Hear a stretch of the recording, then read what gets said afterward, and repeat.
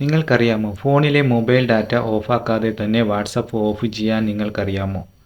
അറിയില്ലെങ്കിൽ ഞാൻ പറഞ്ഞുതരാം. ഇത് വളരെ സിമ്പിളാണ്. ചില സമയങ്ങളിൽ നമുക്ക് വാട്സപ്പ് ഒരു ശല്യമായി മാറിയേക്കാം. അതിൽ വരുന്ന നോട്ടിഫിക്കേഷനുകളും മെസ്സേജുകളും നമുക്കൊരു ശല്യമായി മാറിയേക്കാം. ആ ഒരു സമയത്ത് വാട്സപ്പ് മാത്രം എങ്ങനെ നമുക്ക് ഓഫ് ചെയ്ത് വെക്കാമെന്ന് ഞാൻ നിങ്ങൾക്ക് ഈ വീഡിയോയിലൂടെ പറഞ്ഞുതരാം.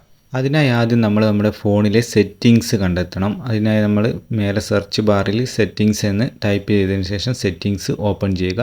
അതിൽ നമ്മൾ താഴോട്ട് സ്ക്രോൾ ചെയ്ത് കഴിഞ്ഞാൽ നിങ്ങൾക്ക് അവിടെ ആപ്പ് മാനേജ്മെൻറ്റ് എന്നുള്ളൊരു ഓപ്ഷൻ കിട്ടാം. ഇല്ല, നിങ്ങൾ നേരിട്ട് സെർച്ച് ചെയ്തിട്ടും നിങ്ങൾക്ക് വേണമെങ്കിൽ ഇവിടെ എത്താൻ പറ്റും. അതായത് നമുക്ക് വേണ്ടത് ആപ്പ് ലിസ്റ്റാണ്. അങ്ങനെ ഇതിൽ ഫസ്റ്റ് തന്നെ ഉണ്ട് ആപ്പ് ലിസ്റ്റ്. അത് സെലക്ട് ചെയ്യുക. അത് സെലക്ട് ചെയ്തതിന് ശേഷം നിങ്ങൾക്ക് നിങ്ങളുടെ ഫോണിൽ ഇൻസ്റ്റാൾ ആയിട്ടുള്ള എല്ലാ ആപ്ലിക്കേഷനുകളുടെയും പേര് ഇവിടെ കാണാൻ പറ്റും. അതിൽ നിന്ന് നമ്മൾ വാട്സപ്പ് സെലക്ട് ചെയ്യുക. അതായത് നമുക്ക് മേലെ സെർച്ച് ചെയ്തിട്ടോ അല്ലെങ്കിൽ സ്ക്രോൾ ചെയ്ത് താഴോട്ട് പോയിട്ടോ നമുക്ക് വാട്സപ്പ് സെലക്ട് ചെയ്യുക. വാട്സപ്പ് നമ്മൾ സെലക്ട് ചെയ്തതിന് ശേഷം നിങ്ങൾക്ക് താഴെ കാണാം ഡാറ്റ യൂസേജ് ഡീറ്റെയിൽസ് എന്നുള്ളൊരു ഓപ്ഷൻ കാണാൻ പറ്റും. അതാണ് നമുക്ക് സെലക്ട് ചെയ്യേണ്ടത്. അത് സെലക്ട് ചെയ്ത് കഴിഞ്ഞാൽ നമുക്ക് താഴെ കാണാം disable mobile data and disable wifi.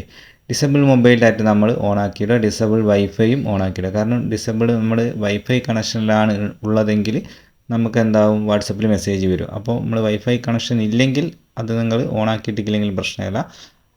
നമ്മൾ മൊബൈൽ ഡാറ്റ മാത്രം ഓൺ ആക്കിയിട്ടാൽ മതി. അഥവാ നമ്മുടെ വൈഫൈയിലാണ് നമ്മൾ വാട്സപ്പ് ഉപയോഗിക്കുന്നതെങ്കിൽ അല്ലെങ്കിൽ ഫോണ് വൈഫൈ കണക്റ്റ് ആയിട്ടാണ് ഉള്ളതെങ്കിൽ നമ്മൾ വൈഫൈയും കൂടി ഓഫ് ചെയ്തിടണം, ഡിസബിളാക്കി ഇടണം. പിന്നീട് നിങ്ങൾ ഈ സെറ്റിങ്സ് ഓഫാക്കി ഇടുന്നത് വരെ നിങ്ങളുടെ വാട്സപ്പിലേക്ക് ഒരു മെസ്സേജ് പോലും വരുന്നതായിരിക്കില്ല.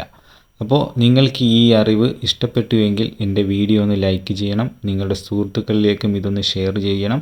ഇതുപോലുള്ള പുതിയ പുതിയ അറിവുകൾ നിങ്ങൾക്ക് കിട്ടാൻ വേണ്ടി എന്നെ ഒന്ന് ഫോളോ ചെയ്യാനും മറക്കരുത്. അപ്പോൾ നമുക്ക് അടുത്ത ഒരു വീഡിയോ ആയിട്ട് വീണ്ടും കാണാം. It's me Sreeresh. Good bye.